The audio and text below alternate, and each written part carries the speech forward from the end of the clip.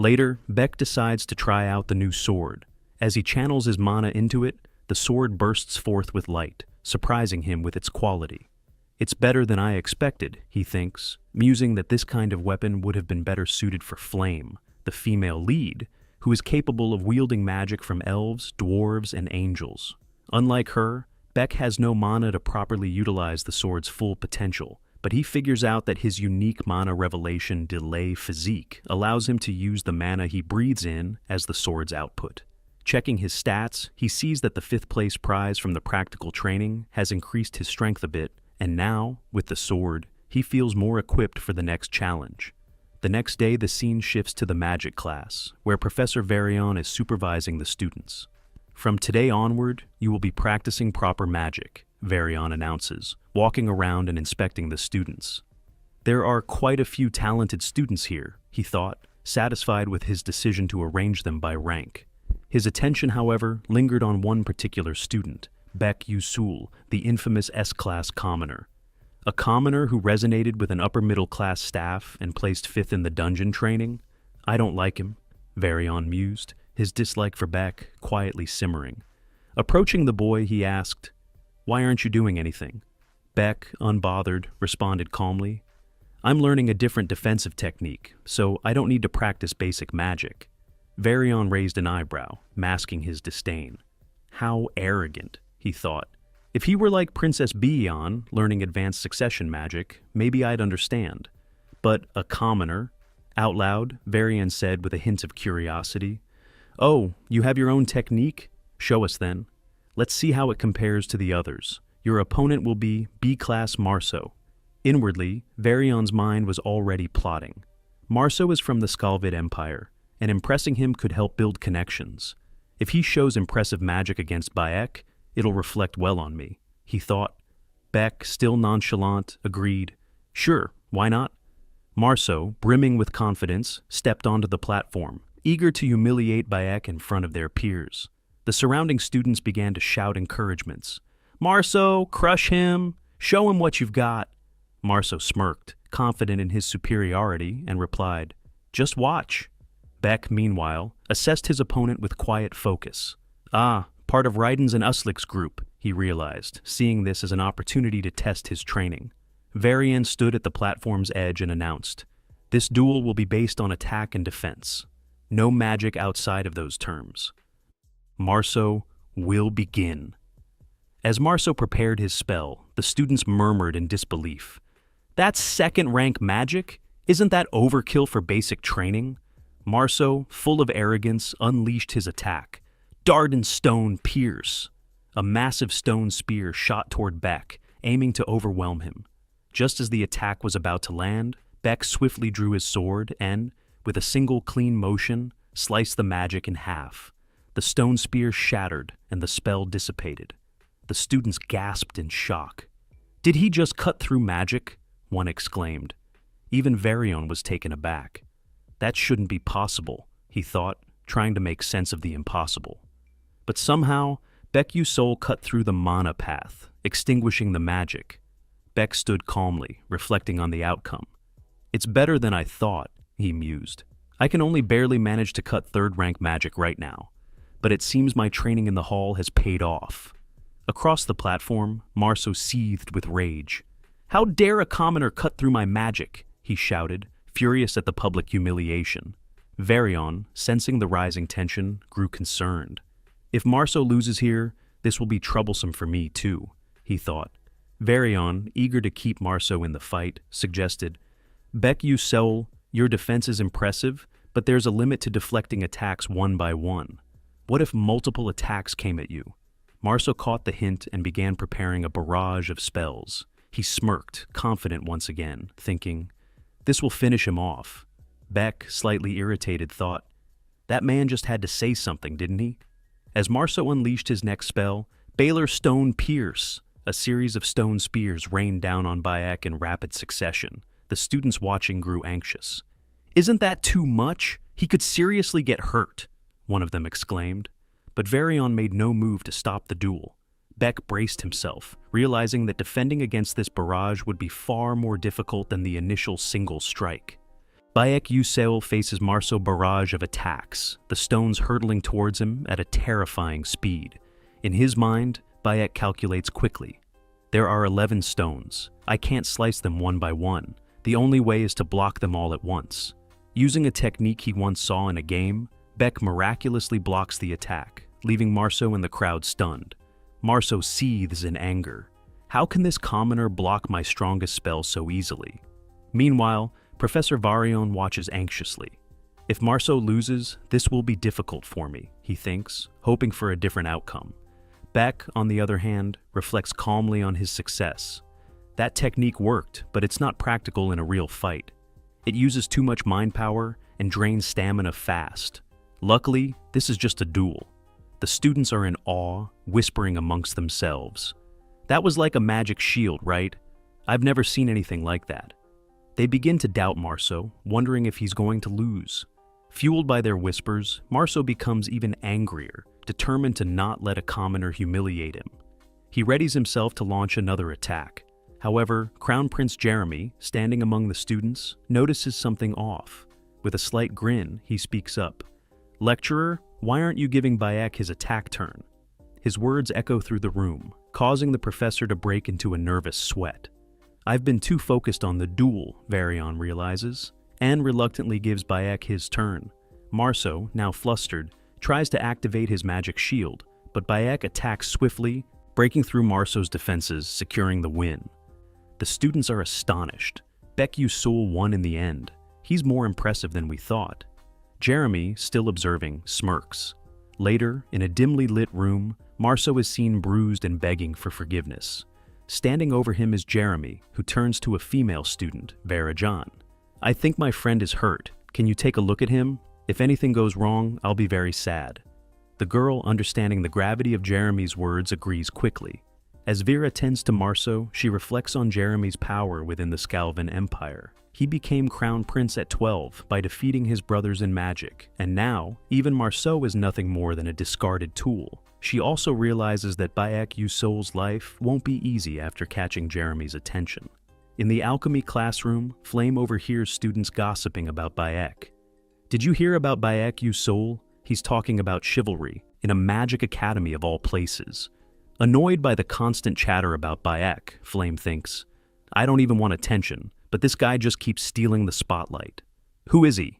Professor Mazen Tiran interrupts her thoughts, ordering the students to focus.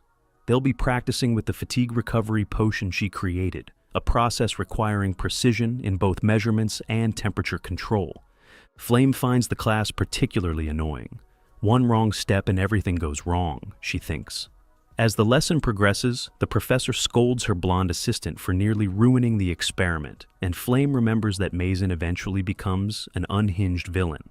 "I need to take this class to prepare for that," she sighs. Then she notices Bayek in the corner, grinning as he works on his potion. "At first, I thought he took this course to get close to Isel, but he's just a weirdo," she thinks, dismissing him. After finishing her potion, Flame watches Azel struggle with hers. In the original novel, Azel was supposed to create a high-rank potion compatible with the professor's formula. Why is she struggling to make a basic one now? As she ponders this, Flame's attention is drawn to a commotion. The professor is scolding him. "Who told you to change the experiment as you wished?" Beck defends himself. "But doing it this way is more effective." The professor is furious.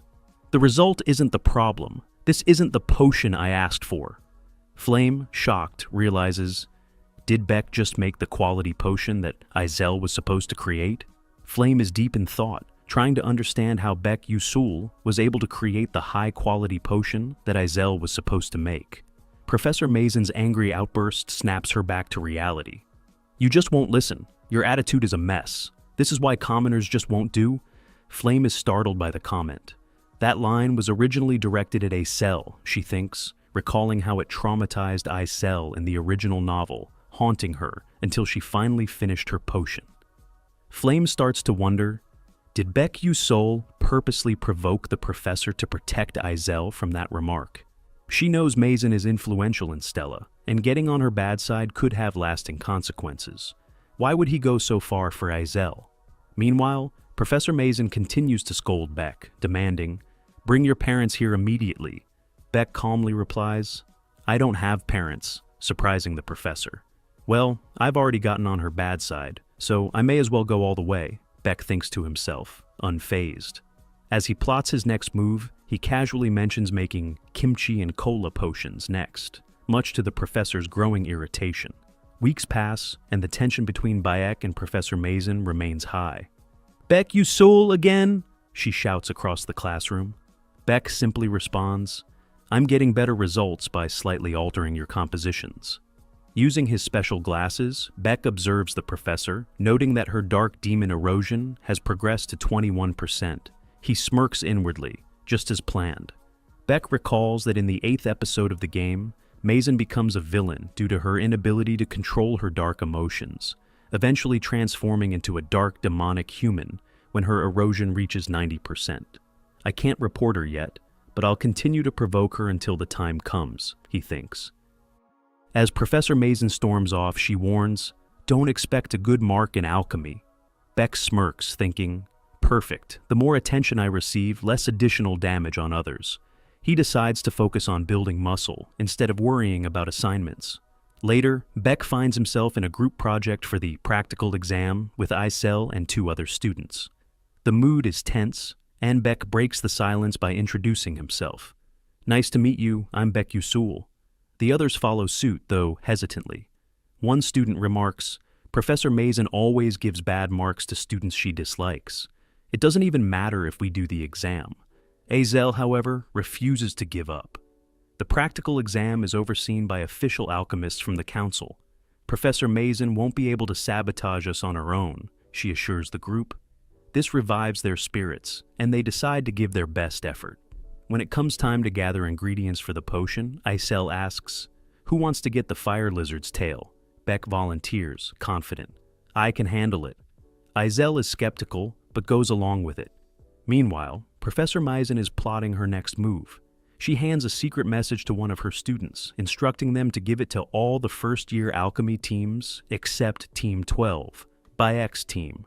I'll teach Bayek Usul what it means to challenge a professor, she thinks with a wicked grin. Later in the S-class training hall, a student delivers an announcement to Flame regarding the alchemy exam. They said not to tell other students, the student says, clearly hinting at Team 12. Flame ponders, does Mazin think I'll just sit by and do nothing? But then she remembers, wait, if Beck knows the original novel, he'll be prepared for this. He'll probably switch the fire lizard's tail with the italic spider scale, needed for a different potion. This might be my chance to test him.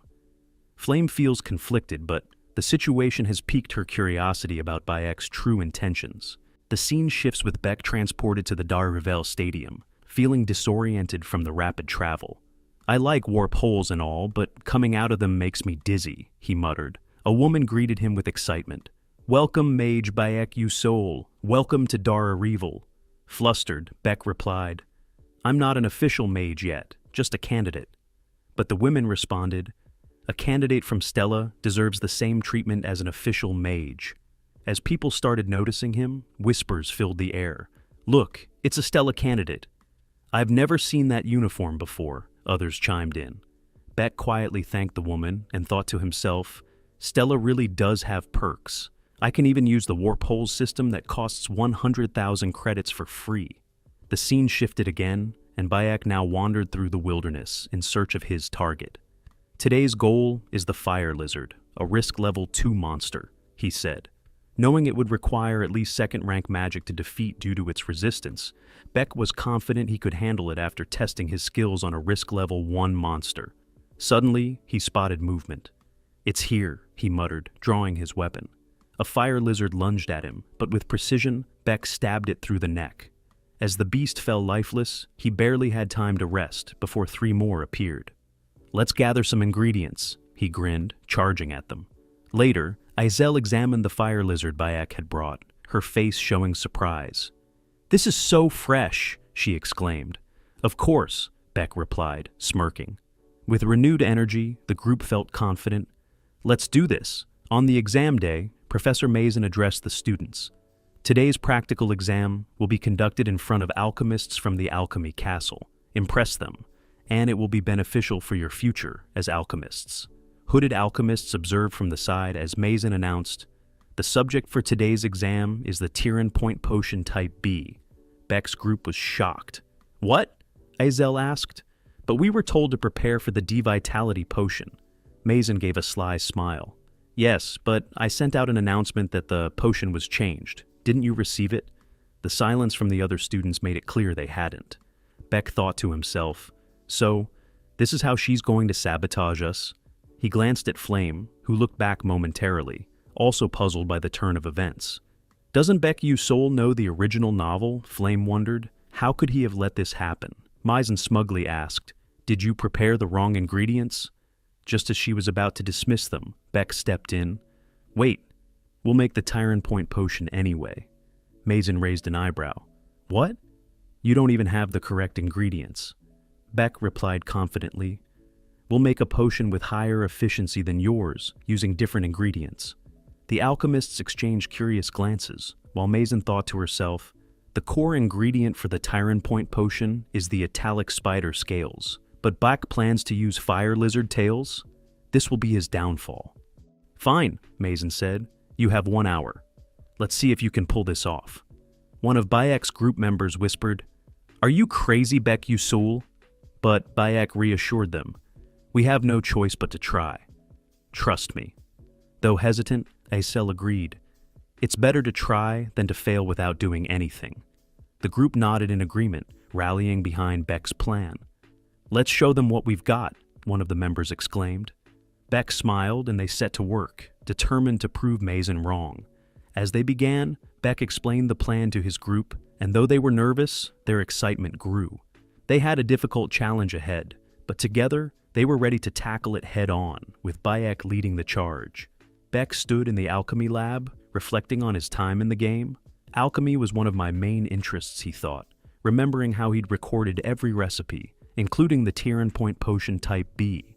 He hadn't planned to use it yet, but the situation with Professor Maizen had forced his hand. The italic spider scales are used for their nutrients, but the fire lizard's blood vessels have similar properties. The Alucard tribe even uses them to extend their leader's life expectancy. We can use them instead, he explained to his group.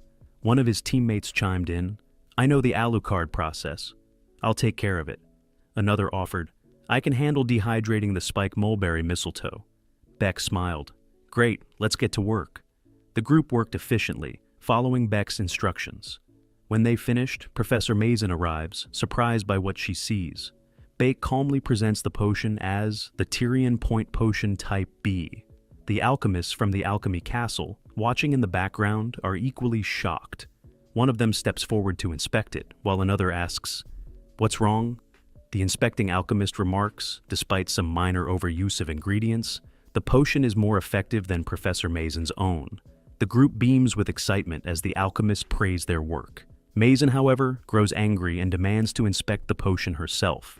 After checking it, she realizes that the monster nutrient technique she developed is present, and the potion is indeed perfect. Furious, she contemplates disqualifying them for using incorrect ingredients, but before she can make her move, one of the hooded alchemists interrupts, declaring, Even an A+ wouldn't be enough for Team 12.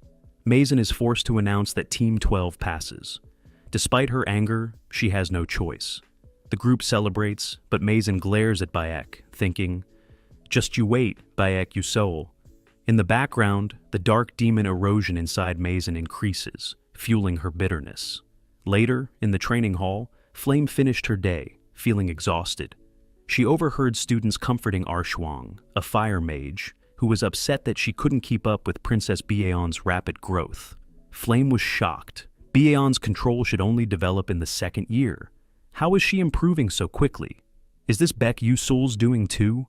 Flame pondered, remembering how strange the alchemy exam was.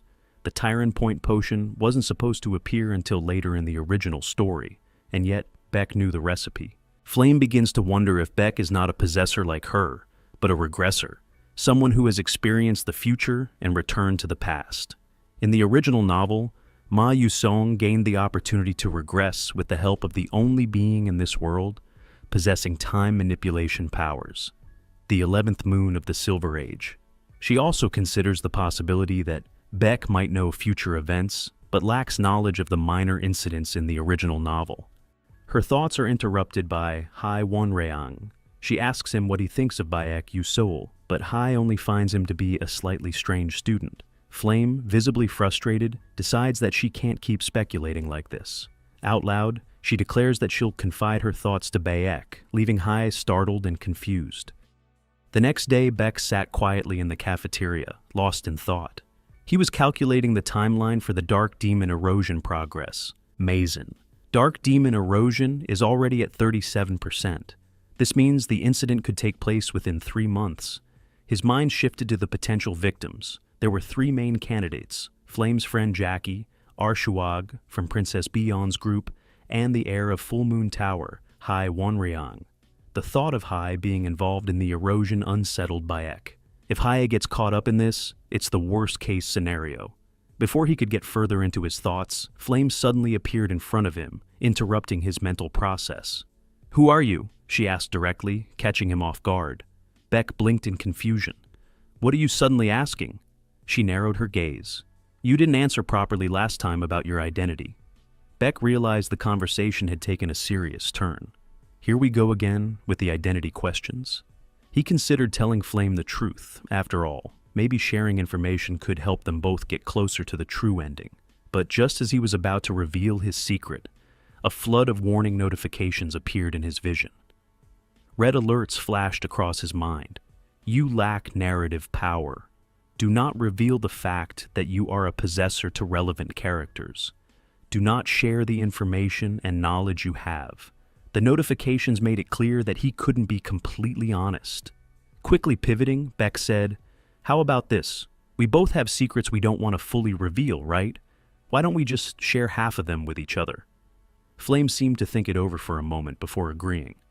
"Fine, I'll ask first. You know the future, don't you?" Beck was surprised by her directness.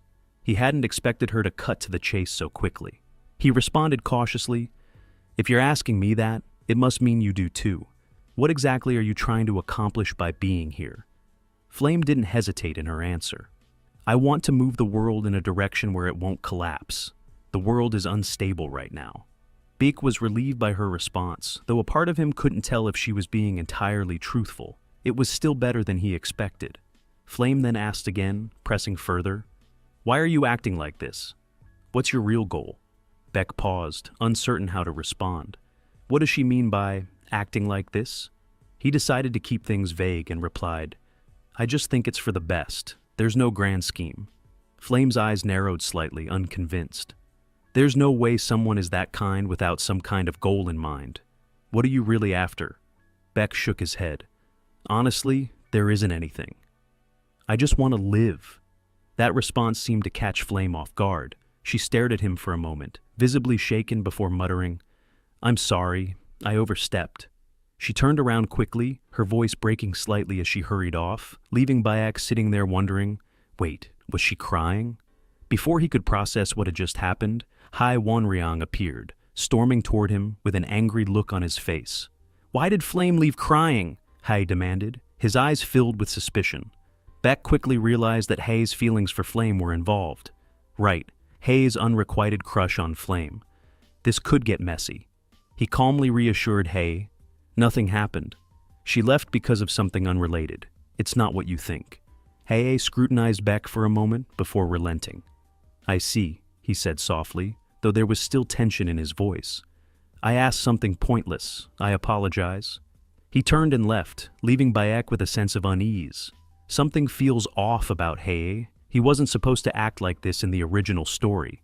Later that night, Izel struggled to focus, her mind replaying the events of the day. Beck Yusul. "There's something I need to ask you," she thought, recalling their conversation after the practical exam. When she had asked if the mixing method he used earlier was something he came up with on the spot, Beck had casually replied that the first part was. Izel had been surprised by his answer. "I always thought of myself as a genius," she thought bitterly, "but at this rate, I'll never be able to avenge my father. The dirty Adalabit clan framed him as a traitor, and they caused his death. I need to become stronger," she resolved, her determination hardening. Ready to work harder, the scene shifts to Flame laying in her bed, staring at the ceiling, unable to sleep. She thought to herself, "I chose a 4-person room because I liked the bustle. But if I knew it would be like this, I would have just gone with S-Class exclusive one-person room. Her thoughts then shifted to Baek Yu-sol. He definitely said he didn't have a goal. That's a clear sign he's regressed, no doubt about it. She recalled the original novel, where in the final part, the 11th moon of the Silver Age offered Ma Yu-song a chance to turn back time. You can reverse time, but as the price, you will lose most of your memories, and after completing your mission, your existence will vanish. No one will remember that you saved the world, and even those who loved you will forget you. Do you still want to turn back time and walk this path again? In the novel, Ma Yu-song accepted, but it was Asil who stopped him. Flame remembered the scene vividly. Asil had run towards him and pleaded, "Wait!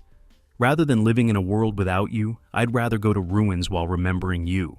Let's go together." Convinced by Azel's plea, Ma Yu-song gave up the regression, and the world was destroyed, ending the story. Flame continued thinking, if this world is different from the original novel, and Baek Yu-sol used the 11th moon's power to regress, after completing his mission, he will disappear. His existence will be erased from this world. But he still said he wants to live? Just then, Jackie entered the room. "Flame, Hae-won Ryong came for you. He's waiting downstairs," she said. Flame replied, "Tell him I'm not here." Jackie hesitated. "But..." Flame cut her off. "Whatever, I'm going to sleep." Downstairs, Jackie found Hae. Hae gave her a hard look. "Who are you and where's Flame?" Surprised, Jackie stammered, "She's sick, so she's sleeping." Hae, in frustration, muttered, "Is she really feeling down just because she confessed and was rejected by a flunk-out student?" After a pause, he said, "Fine, I'll go back." As he left, Jackie, watching him walk away, thought to herself, "I like him so much, but he doesn't even remember my name. It's always like this. Flame, with her outstanding abilities, always gets the attention." Jackie clenched her fists. So annoying. The scene shifted to the first main tower, where Professor Mason was speaking with Vice Principal Akihadin. "You were embarrassed by a student, Professor Mason?" Akihadin asked. "I'm ashamed," Mason admitted. "You must be aware there are high expectations of you," Akihadin continued, referencing her research with the Moonshadow Order. "Is the random sequence conversion technique progressing well?" "Of course, I won't disappoint you," Mason assured. Hayden smiled. "Good. I'll trust you." As Mason left, Hayden thought to himself, "Fool. She doesn't even know she's being used. How laughable. A magic warrior meant to fight against dark demonic humans is conducting research for them." He smirked. "I can't wait for the day when alchemic magic engineering is complete." Meanwhile, Beck stumbled upon Altalicia, Professor Mazen's assistant, struggling with a stack of papers. "Are you okay?" Beck asked, helping her. "Thanks," she said gratefully. "If it weren't for you, I'd be in trouble with Professor Mason again." "It's nothing," Beck replied, looking around the chaotic room.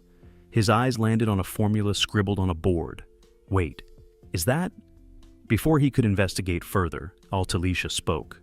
"Oh, that's the formula Professor Mason is researching with the doctors. It's the random sequence conversion technique." Beck's mind raced. This technique is part of Mason's blackening episode. In the future, she'll complete it with the dark demonic humans, causing massive damage. However, when Altalicia appears, the situation changes. Beck wonders if she could solve the technique before the dark demonic humans get involved. Turning to Altalicia, Beck asked, "Doesn't Professor Mason bother you?" Startled by the sudden question, she responded, "Why are you asking that?" With a slight smirk, Beck replied, "What if there's a very refreshing way to get revenge?" Altalicia, a little shocked, looked at him in surprise. Altalicia was startled when Beck suggested a refreshing way to get revenge. She blinked in surprise before saying, "I'm just an assistant. How could I possibly get revenge? If I get fired, I'll be living on the streets, though being homeless kind of sounds like a vibe too." Beck chuckled and replied, Then how about this? Become a better alchemist than Professor Mason." Altalicia was taken aback by his suggestion. "What?" she asked. "That way, no one can look down on you," Beck added. A single tear welled up in Altalicia's eye as she whispered, "That would be nice." Beck thought to himself, Altalicia is already tired, no doubt. She's not cut out to keep doing Mason's dirty work in some dusty storage room. He knew she had bigger dreams. to become a true alchemist, creating incredible inventions. In fact, Altalicia was destined to become the generation's greatest genius alchemist, creating groundbreaking items with her inventive mind. But for now, those dreams seemed far away, hidden behind her current reality. Beck thought, I'll make sure her dream comes true soon. After Stella's first exam, Beck regularly met with Altalicia to assist her with her inventions. One day, she excitedly shared an idea for a mechanical pencil that could change color with the press of a button. Beck suggested, why not try adding an eraser while you're at it? Altalicia, catching his enthusiasm, responded, that's a good idea. Her energy was infectious. Beck smiled. Her inventions are growing rapidly, he thought, but also noticed her formulaic knowledge was still lacking. He knew he had to guide her to find the answers before Mason caught wind of her progress. It wasn't easy, though. During one such meeting, Flame approached Beck, calling out, what are you spacing out for, old man? If you keep wandering around like that, you'll bump into something. Beck, annoyed, responded, who's an old man? I never said my age. Despite the banter, he noted that Flame spoke to him more often now. Then Beck asked her, by the way, do you know your friend Jackie? Flame was startled, giving Beck a disgusting look. Beck, a little agitated by that, continued, keep an eye on her. She might not be in a good condition right now. Beck knew that if Jackie were influenced by dark demon erosion, her state would become very unstable.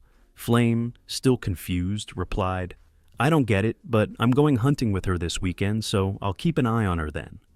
Beck thanked her and thought to himself, hunting season? They're obviously going to the Martevis Cemetery. It was the location where the fourth episode of the story would begin, a huge battle involving fifth-class necromancers. He knew Ma Yuseong, Asil, and Flame would all be involved. Though he had no plans to interfere, Beck knew there were hidden rewards to be earned there, particularly ones that would aid in securing a familiar contract. Later, Beck handed his leave pass to Professor Lee Hanwal. Lee Hanwal glanced at the pass and remarked, training, huh?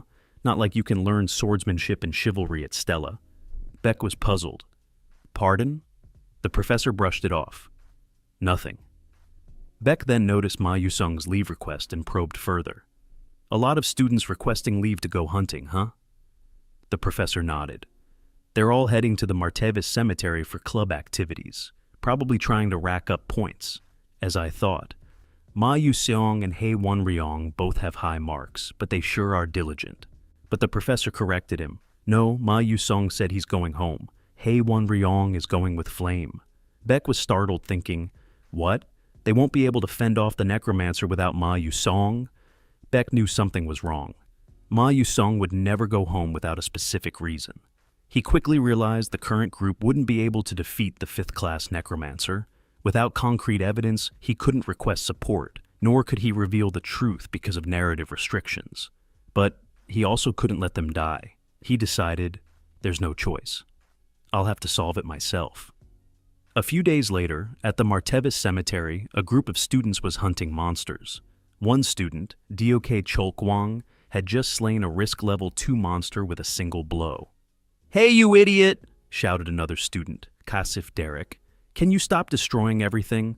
Are you deaf to my orders? Dok apologized sheepishly. Kasif, clearly annoyed, demanded, why are you laughing? Ban, a female student, stepped in. Leave him be, she said casually, clearly unimpressed by Kasif's leadership. Ban then turned to Asil. Don't worry about those guys. They're not worth it. Asil, caught off guard, replied, oh, okay. Suddenly the group heard loud sounds nearby. What was that sound? One of them asked. Dok guessed, seems like someone's fighting passionately nearby. Ban suggested, it won't be good if our hunting grounds overlap. Let's go say hi. That's fine, right? Everyone agreed, and they headed toward the source of the sound. As they approached, Asil's eyes widened in surprise.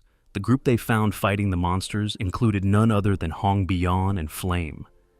Asil stood there in shock, her eyes widening as she observed Hong Bian and Flame arguing with each other over the giant predit fish. I shot down these big predit fish first, one of the students yelled. Bullshit! This is the area we were hunting, so it's ours, they shouted back. Asil's thoughts raced as she focused on the scene in front of her, thinking, that's a big predit fish. They have a risk level of 3. I've heard they're hard to come across. Are they fighting just to earn more points? She looked at Hong Bian and realized she had no desire to be near the younger sister of the person responsible for her father's death. I should leave quickly, she thought, trying to back away from the commotion. But Kasif went in between their fight to calm it down. However, Flame and Hong Bian both shouted back at him, "Shut up and continue on your way." Kasif yelled back, "What did you just say to your senior?" Hong Bian snapped, "If you're a senior, act like it." But before things could get worse, the ground suddenly started shaking. The unexpected tremors caught everyone by surprise. Asil felt a wave of unease wash over her. She thought to herself, "This energy, what is this?" Flame, her instincts sharp, shouted, "No way! Skeletons!" And just as predicted, skeletons began emerging from the ground, surrounding the group. Meanwhile, elsewhere, Baek Yu-sol was busy with his own task. He thought to himself, "I want to use magic too. Why did it have to be blink?" But then, as if by chance, he spotted something in a nearby grave and exclaimed, "Found it!" Baek knew he didn't have the overwhelming power to fight like Ma Yu-song, but he had another plan in mind. "There's only one way I'll survive here," he thought. "I need to fight like a player would." Then the ground started shaking. As skeletons poured out of the grave, Baek realized he had found what he was looking for. The Skeleton General, one of the semi-boss monsters in the Necromancer episode. He knew he couldn't face it directly with his current abilities. "I'd die immediately if I tried to fight it head-on," he thought. Of course, I don't plan on facing it normally. As the Skeleton General roared and rose from its grave, Baek muttered humorously, "Go back in." Ignoring the rules of combat, Baek used his wits, and soon the Skeleton General lay defeated. "Spine staff complete," Baek announced with a smirk, knowing he now had the right of command over the skeletons. Back at the cemetery, Flame and the others were struggling to fend off the waves of skeletons. I forgot. This was the Necromancer episode, Flame thought, her mind racing. But something was off. In my memory, it was Ma Yu-song who handled this situation. Where is he? She wondered, scanning the group.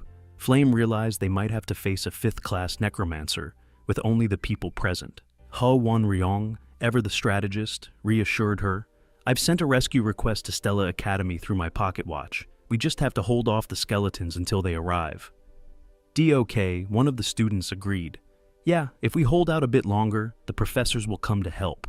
Ban, another student, chimed in. "Even if we can't defeat the Necromancer, we can escape." But Hong Bian, ever practical, pointed out the danger. "This is a cemetery. The longer we wait, the more skeletons will appear. We need to return to the base camp immediately." Jackie, clearly terrified, screamed, "Don't come near me!" as a skeleton lunged at her. But Asili jumped in to protect her, blocking the skeleton's attack. "Are you okay?" Asil asked, concerned. Jackie nodded. "Yeah, thanks." DOK, impressed by Asil's quick reflexes, remarked, "Oh, newbie, you're pretty good." But Asil wasn't so sure. She analyzed the situation, thinking, "This necromancer must be well prepared. There's a high possibility they created a pose vessel." She explained that a post vessel was a technique necromancers used to store and inject mana continuously, allowing them to summon more skeletons without exhausting their own mana. Normally, a necromancer would tire after summoning a few dozen skeletons, but this was different. "The domain is too large," she concluded. More and more skeletons began to gather, and the students were starting to panic. "This was probably planned long in advance," Doc commented grimly. "Are they trying to kill us and turn us into mage skeletons?" he wondered. Kasif, trying to maintain control as the group leader, decided to show his strength. "I'll use strong magic and take them out in one go," he declared, starting to cast a powerful spell. But just as he was about to unleash his attack, a skeleton grabbed his leg, disrupting his concentration. "Hands off!" Doc shouted, trying to free him. But it was too late. Kasif's spell was about to backfire. Doc saw the danger, yelling, "Shit, it's rebounding!" The students watched in horror as the magic backfired. After a while, Flame stood alone, exhausted, her breath coming in ragged gasps. "This isn't right," she thought, panic rising in her chest. "I'm at my limit. There's no more mana left, and I don't have enough time to recover. There are too many of them." Skeletons surrounded her, closing in. And just as one was about to strike, it suddenly stopped in its tracks. Flame, surprised, looked up and saw Baek Yu-sol. How did he, she thought, bewildered. Then she noticed the skeleton general's staff. The skeleton general is much stronger than a normal skeleton, and an elite skeleton should be guarding it. He defeated it by himself? Flame marveled at the sight. I can't believe it, but I might survive this. The scene shifted to the group catching their breath. DOK looked at Beck and said, "Thanks. We survived because of you." Beck, nonchalant, replied, "It's nothing." Ascilla, still curious, asked, "But how did you get the skeleton general's head?" Beck waved it off with a joke. "Ah, this. I got it from some bone soup, of course." He thought to himself, there's no need for them to know I was waiting where the skeleton was summoned, but Ascilla still looked confused. Beck quickly moved on, saying, "Anyway, we need a plan. It'll get tricky when the necromancer starts controlling the skeletons directly." DOK, a bit worried, asked, "Do you have a plan?" Beck replied, "There's one way. We go after the boss." DOK and Ban looked at each other in shock.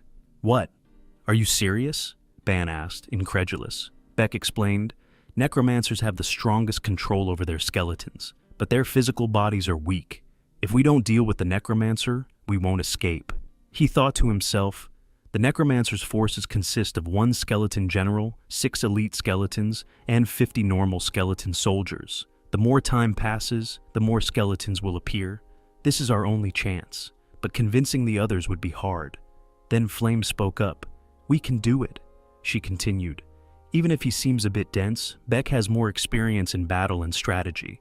Hong Bian nodded, agreeing.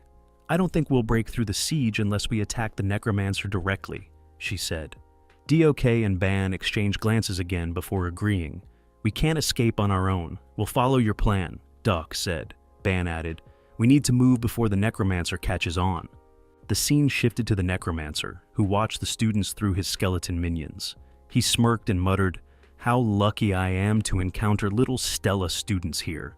If I turn them into skeleton mages, even the Dark Demonic Union won't be able to look down on me." This necromancer, named Sa Bei Hyuk, had been preparing for 7 years, collecting mana in the pose vessel, with 700 skeletons asleep in the cemetery. "No one will scorn me anymore," he thought confidently. But then, something went wrong. His senses dulled suddenly. What the... Did one of my generals get captured? Just as he started to piece things together, an attack came from behind. He barely blocked it, his bone barrier cracking from the force. Then, another fire attack came from above, but he managed to block that as well. "You bastards!" he roared, swearing vengeance. The necromancer quickly summoned more skeletons, the ground trembling as they rose. He coughed, spitting blood, but brushed it off. "I've taken some internal damage from overextending my powers," he thought, "but I can still handle these kids." As the elite soldiers emerged from the ground, the necromancer thought, "They're holding off well, but now they're finished." Just as he relaxed, Beck Yusul suddenly blinked behind him. Shocked, the necromancer demanded, "Who are you?" Beck didn't answer. Instead, he swiftly destroyed the skeleton general's staff, sending pain coursing through the necromancer. "Damn it! I underestimated them," the necromancer groaned, struggling to maintain control. Beck smirked, but internally, he wasn't as confident. This wasn't part of the plan, he thought. DOK and Ban were supposed to deal with the generals and join me, but with the extra elite skeletons, they're delayed. He considered retreating, but quickly noticed the necromancer's weakened state. Wait, he's overexerted himself, summoning all these skeletons. He's hurt. Beck smiled again, a bead of sweat rolling down his forehead. I might just be able to do this. Meanwhile, Hong Bian was fighting nearby, thinking, I need to deal with these skeletons quickly and help Beck Yusul. Suddenly Jackie called out, Princess, there's a problem. Beck Yusul is fighting the necromancer one-on-one. Hong's heart sank. Beck Yusul is only a first-class mage. The necromancer is 5th class. This is a disaster. Just then, a bright purple light flashed from Beck's direction. If you die, Beck Yusul, I'll kill you, Hong thought, filled with dread. Back at the battlefield, Beck blinked around the necromancer, dodging his attacks. The necromancer, furious, tried to land a hit, but missed. Beck grinned. I came prepared, he said, pulling out cola potions. These are great for dissolving bones. He threw the potions at the necromancer's bone barrier. watching as it began to melt. "My bone barrier! You bastard!" The necromancer screamed in rage, summoning another attack. But Beck dodged again, blinking behind him. "Now!" Beck shouted, preparing to strike. But the necromancer turned with a sinister smile. Beck's heart dropped. Shit, he thought, realizing too late that a bone fragment was coming from the ground. It struck Beck, knocking him back. As Beck lays on the ground bleeding, the necromancer laughed. "Look at the state of you now, a pitiful sight." Beck, despite the pain, thought, even weak, a fifth-class mage is still dangerous, but this is the best he's got. He noticed the necromancer was also exhausted. He's on his last legs, but Beck himself was struggling, the pain making it hard to think. "I can't use Blink's motion cancel. What should I do?" Then it hit him. "Oh, I can do that." Just as the necromancer prepared to finish him off, Beck made a jump, dodging the necromancer's attack, and crawled towards safety. The necromancer laughed. "Running away? Pathetic." But Beck kept crawling, his movements slowing. The necromancer sneered, "It's pointless. I'll kill you here." But with a grin on his face, Beck whispered, "I won." The distance between them was exactly 13 meters, a distance where Beck didn't need to cancel his blink motion. In an instant, Beck activated his blink ability, disappearing from view and reappearing right in front of the necromancer, thrusting his sword through his chest. With a sharp cry of pain, the necromancer fell, defeated. The skeletons around them began to collapse, the magic animating them vanishing. DOK was the first to speak, his voice full of disbelief. "The skeletons, they're disappearing." Did Beck Usail really defeat the necromancer? Jackie, overwhelmed with relief, fell to the ground. "We're alive," she murmured. "We're actually safe." Beck, completely drained, groaned. "I'm so damn tired. I just want to go home." Afterward, the students were transferred back to Stella Academy by the Stella Magic Knights. Upon returning, Beck was summoned by Professor Lee Hanwol. The professor didn't waste time addressing the situation. "Beck Yuseo," he began, "you claimed you were going to train in a place with good mountains and fresh air. I suppose a cemetery qualifies." Beck bowed slightly. "I apologize." The professor, however, wasn't finished. "You will receive penalty points for breaking school rules. There are no exceptions to that. However, the fact that you saved your friends, despite violating those rules, is commendable. You will be rewarded appropriately, so just you wait." Beck, relieved, replied, "Thank you." As he walked away, Beck thought about his injuries, realizing it would take a few days for his thigh to heal. He needed rest. As Beck made his way out, he spotted Asil waiting for him. "Asila?" he asked, surprised to see her. Asil approached him, her expression soft but serious. "Thank you for today," she said. Beck, trying to lighten the mood, responded, "Yeah, buy me a meal sometime later." But just as he was about to walk away, Asila stopped him with a question. "Beck," she asked, her voice tinged with uncertainty, "do you think I can do what you did? Will I ever be able to do that if I try?" Her eyes looked at him with a mix of hope and doubt. Beck, taken aback, thought to himself, "This isn't good. Asil never asked anything like this in the original story. It must be because I interfered." He realized that Asila had only faced trials and hadn't yet been given a chance to overcome them on her own. Beck hesitated before replying, "I don't think you need to ask me that. You've already accomplished what others said was impossible." Izel, clearly surprised, asked, "How did you know?" Beck replied, "Because I've been watching," causing Izel to blush. The moment the words left his mouth, he regretted it, thinking, "Wait, does that make me sound like a stalker?" He quickly added, "Anyway, I'll be off now." Internally, he joked to himself, "I almost got arrested just now." As he walked away, Izel stood there, her hands clutching her chest.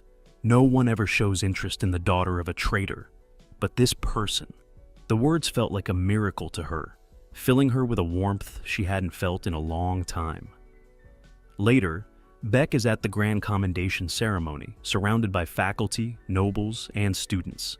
"I can't believe all these people are here just for a commendation," he thought, feeling the weight of the situation. As the ceremony began, he noticed Hong Bian looking particularly excited. She caught his glance and snapped, "What are you looking at?" Beck quickly turned away. "Nothing," he muttered, trying to avoid her gaze. Professor Lee Hanwell then took the podium, calling for silence. Today, we are honoring 12 brave students who fought against dark demonic humans, he announced. The reward will be presented by the headmaster. As the headmaster, Eltman Elwin, approached, Beck couldn't help but feel the tension rise. So that's the peak of humanity, Beck thought. The 9th class master mage, Eltman Elwin. He's 300 years old, yet carries the title of Decimator, the strongest mage warrior in the world. The headmaster's calm smile belied his immense power. As he reached the students, he smiled warmly and touched Doc's arm, saying, "You all worked hard. Continue to be brave and work hard in the future." When he reached Beck, he looked at him with a particularly keen gaze. Beck felt the weight of the headmaster's stare, the pressure nearly overwhelming. This is what it feels like to be in the presence of a 9th class mage, Beck thought. But I can't turn away. Suddenly Beck widened his eyes, surprising the headmaster, who then laughed and commented, "You sure are as hard-working as ever, just as I'd hoped." This left Beck utterly confused. What does that mean?